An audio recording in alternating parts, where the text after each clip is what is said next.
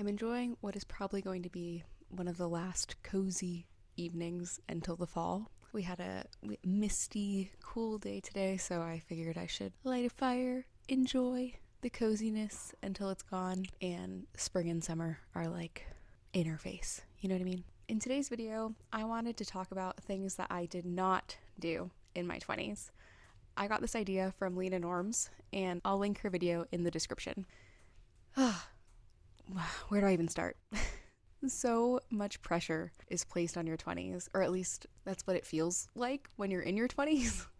I turned 30 about a month ago, and now that I'm on the other side of my 20s, I can see that all of the pressure that I was placing on myself, feeling like I was behind all the time, it just was so unnecessary. These are 10 things I did not do in my 20s. Number 1, I did not develop a personal style. I'm starting with one that's not too serious, but I think it's still worth mentioning because in a world where social media exists and everything is ultra aesthetic and beautiful, you can kind of feel like a failure when you can't seem to put a cute outfit together. Your clothes are an outward expression of your personality, and so when you feel like you can't express that, it can feel really frustrating because you're trying to tell the world, this is who I am, this is how I want to present myself and how I want you to perceive me. You just can't seem to translate that through your clothing. Something that I did do is figure out my priorities when it comes to what I wear. And those are 1, comfort. If it's not comfortable, I'm not going to wear it. It did take me until I was in my, 3rd decade of life to figure that out. But yeah, it's a waste of money, it's a waste of space if it's not comfortable because I'm not going to put it on my body. The other priority is ethics and sustainability, like the longevity of my clothing. So I want to make sure that where my clothes are coming from is not causing people harm, meaning fast fashion just isn't an option because I can't in good conscience wear an article of clothing that somebody had to make for unfair wages and in unsafe working conditions. I can't do it anymore now that I'm aware of it. So no more fast fashion, and that's something that I was able to give up in my 20s. The sustainability goes, almost hand in hand with ethical consumption of clothing. I will often buy clothes secondhand, and if I'm not buying them secondhand, I will buy them from a clothing brand that has sustainable practices and, of course, ethical practices. It is hard to figure all of that out, so most of the time I am just shopping secondhand,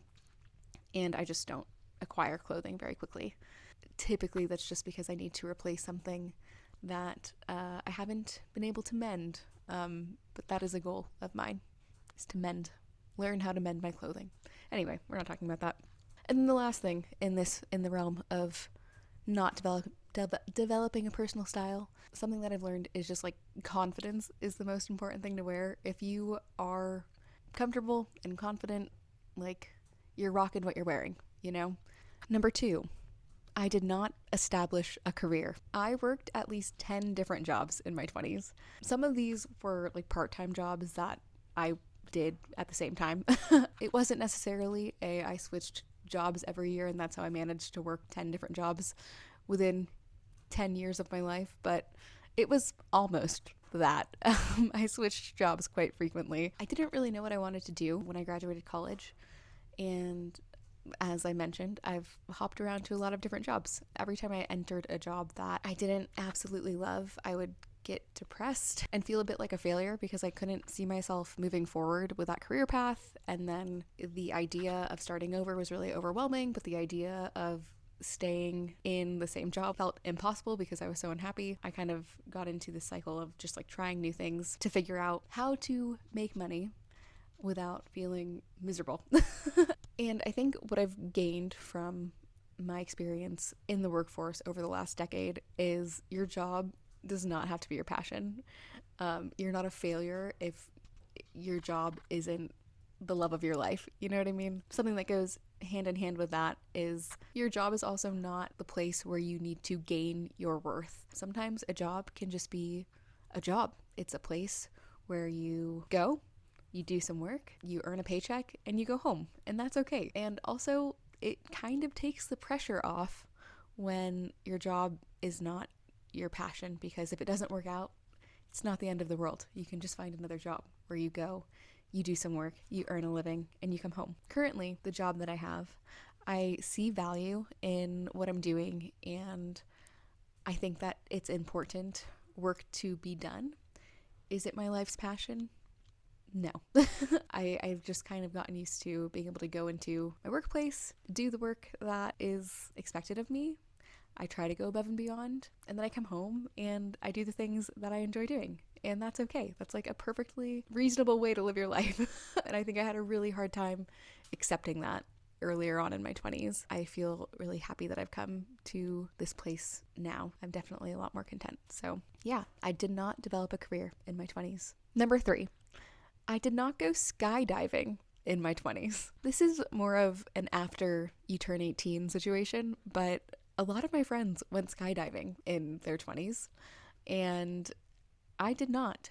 I felt like I needed to because everybody else was skydiving. I have absolutely no desire to go skydiving, and I never have, except for the pressure that I felt from everybody else doing it. It's not even really a fear thing. I don't know. I just don't care. I don't care. Some things just aren't for you, and that's okay. You don't have to do them because all of your friends are doing them. And this is like totally just that classic, if everybody jumped off a bridge, would you jump off a bridge moment. And yeah, I didn't go skydiving. I did not get married. I am currently in a relationship, and I had one other relationship in my 20s as well. And what's interesting is, in my current relationship, I feel no pressure to get married. In my previous relationship, which was an unhappy relationship, I felt more pressure to get married. I don't know why that is. We should explore that. Maybe it's just because I was younger. That relationship ended when I was 21. I think that like societal standards and societal pressure were more present in my mind. Like I didn't understand that you don't have to follow the structure that is kind of set before us. Maybe because that relationship was a lot unhappier than my current relationship, I felt like getting married would somehow make things better. I don't really know, but thank goodness I didn't get married to that person. Not that we were close to getting married ever. We were, again, very young and very unhappy. Now, I am currently in a relationship where I would happily marry the person that I'm dating. We've been together for almost 7 years. We've lived together for 5.5 years. And like, he's my bestie. We're happy together. We work well together. And I think for the two of us, marriage would be a really wonderful celebration of our relationship and our love, our partnership. But it just isn't a priority because we already have each other's backs in the way that like a marriage license legally shows the government that you have each other's backs. You know what I mean? We literally own a house together. It just isn't a priority for us. I think also just financially, it never seemed like the better idea. Like I just mentioned, we owned a house together, and I think of that show, which I've never watched, but I've heard this exists, and I think the premise is just so funny because this wouldn't be a question for either me or my partner. But that show that's called like, it's Marriage or Mortgage, I think is what the show is about. And it's literally like, would you pick your dream wedding or your dream house? Dream house, 100%. It doesn't financially make sense to throw your finances at a wedding as opposed to like your shelter. And that is like a very personal choice. In my brain, it doesn't make sense. It just depends on what your priorities are. But my priorities aren't currently to throw a big party, although I'd really love to. I think that we'd have a really fun wedding, so one day, but not in my 20s. Number 5, I did not hike the PCT. I had a phase of my life, a phase of my 20s, where I was hyperfixated on hiking the PCT. For those of you who don't know, the PCT is the Pacific Crest Trail. It runs from Mexican border to the Canadian border, so you're hiking through California, Oregon, and Washington. It's a beautiful hike. It's not along the coast, but like, you know, the mountains in the western United States are really beautiful. The deserts are really beautiful. It just is like, it seems like an epic hike. I thought maybe that I would do it in my 20s because I was obsessed with it. I just thought it would be one of the coolest experiences to hike. I believe it's like 2,500 miles, and it takes months to do. And yeah, I just thought it would be the adventure of a lifetime. And it's very impressive. The people that do complete through hikes of this extent and beyond are just wildly impressive. Never say never, right? But I just don't think that I'm going to hike the PCT. I didn't do it in my 20s, and I don't know if I see that for myself in the future. Last year, I hiked Half Dome. You can do it in a day. I split it into 2 days, and by the end of the hike, my knees were just done. Like, they weren't functioning anymore. I have put years and years, like 20 years of tumbling on my body, and after decades of physically pounding my body into the ground, I think that I've put a lot of wear and tear on my knees, and I don't think that I can do a 2,500 mile hike. So yeah, I did not hike the PCT in my 20s. I did not have kids in my 20s. From a very young age, I guess teenagehood, I think I knew I wanted to wait until I was 30 or almost 30 to have kids, if I were to have kids. I just kind of knew that I wanted to have some time to do what I want with my life without having the responsibility of other human beings, because that's a huge responsibility, probably the biggest. I just took the precautions necessary to prevent that from happening, and I'm really grateful that I did. I was able to travel a lot in my 20s and just see a lot of different parts of the world and how a lot of different people and different cultures live their lives, and I think that was really valuable in helping me shape my values. I also just got to know myself a lot more. I gave myself the opportunity to learn how to regulate my emotions. I think because I've never felt super strongly in one way or the other. I don't know if I will ever have kids. I've kind of come to the conclusion that if I have them, I will be happy. If I don't have them, I will be happy, because what other choice do we really have in this life if we dwell on the things that we don't have, whether that's a life with kids or a life without kids? We're kind of wasting our precious time being upset. And that's not to discredit people that go through infertility and like really, really want children, and are having trouble getting there, because I know that must be a really, really challenging experience to go through, and I am grateful that I haven't had to experience that, and I hope that I don't have to experience that, because I know that it's heartbreaking. As things are now, I've thought a lot about motherhood. It's a huge decision. I've like pondered the ideas of what would happen if I find out that I am not physically able to have children. Would I want to adopt? Would I want to adopt even if I am physically capable of having children? Do I want any children at all? And I am a very go with the flow type person for the most part. I will just try to like make the best of any situation that I am in. And so I think that's what I mean by, if I have them, I will be happy. If I don't have them, I will be happy. I did not have children in my 20s. I am grateful that this is the path that my life has taken. And if I do have children, I know that I will be better equipped to be a mother, because I have been able to understand my values and regulate my emotions, just generally mature. I think that was something that I needed to do personally before entering parenthood. Number 7, I did not live in a van. For a while I thought I would live in a van. I thought it would be really cool. I think that in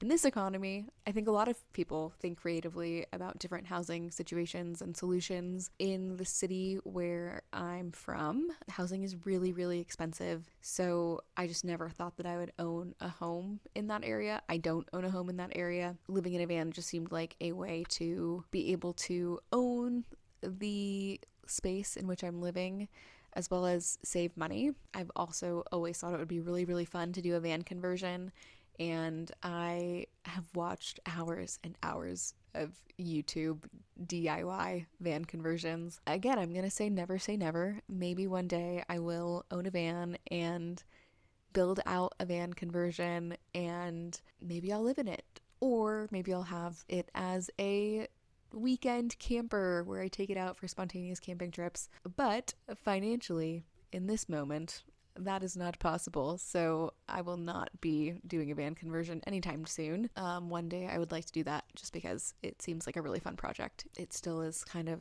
a dream in the back of my mind. Number 8, I did not get an advanced degree. I did start an MBA program, mostly because it was heavily discounted through a previous employer. Why business administration? Mainly because I didn't know what else to do. I had no direction with which to go, and an MBA just seemed really general and like I could bring that with me to a bunch of different jobs and it be beneficial for those jobs. I don't know. I got straight A's in all of the classes that I took. I wasn't really passionate about business administration and I didn't have like a clear end goal in mind, so I ended up just quitting the program.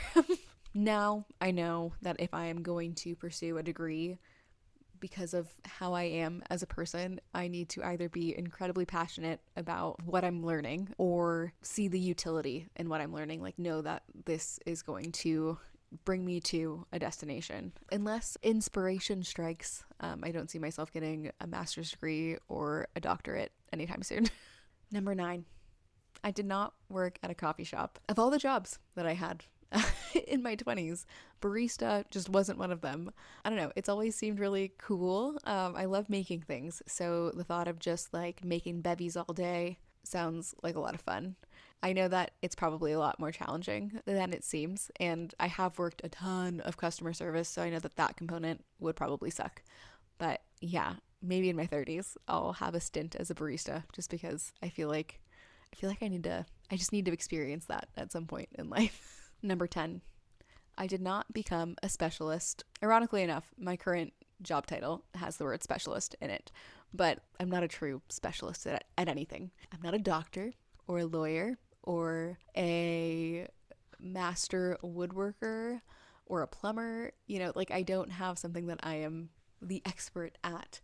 Instead, I've just like collected various skills in various hobbies. I spent my 20s learning basic woodworking. I learned how to crochet. I learned how to knit. I learned how to lay laminate plank flooring. There's like a bunch of random stuff that I have just like taken on learning how to do because I think that it will be fun. And then it is fun. But then I want to learn how to do the next thing. For a long time, I felt really bad about this. Like I felt like I would never be the best at something because I was jumping from hobby to hobby and just trying to learn a bunch of different things, the whole jack of all trades, master of none syndrome. And to bring this back around, I think I learned this in a Leena Norm's video. The whole saying actually goes, jack of all trades, master of none is oftentimes better than a master of one. And I really try to embrace that now because being able to pick up one of my hobbies when I want to, or more importantly, when I need to, is really valuable and it's come in really handy. And the skill of being able to learn and take on new challenges is a skill. Like that's a really valuable skill. In my 20s, I've become really resourceful and I like that about myself. There you have it.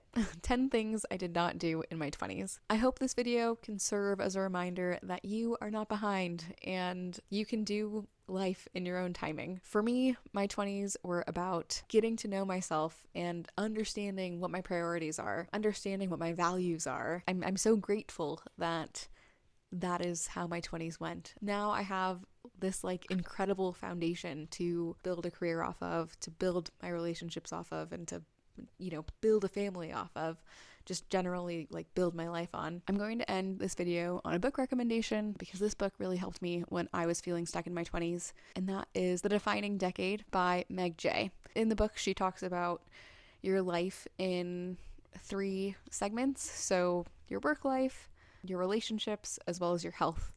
And if you're feeling stuck, I think it gives a lot of great advice as to how you can get unstuck. And it was really, really helpful for me. In the comments, let me know if you did any of these things in your 20s and how your experience differs from mine, or if you didn't do some of these things and if you agree with what I said. I just want to have a fun conversation. But anyway, I hope you have a wonderful day, and I'll see you in the next one. Bye.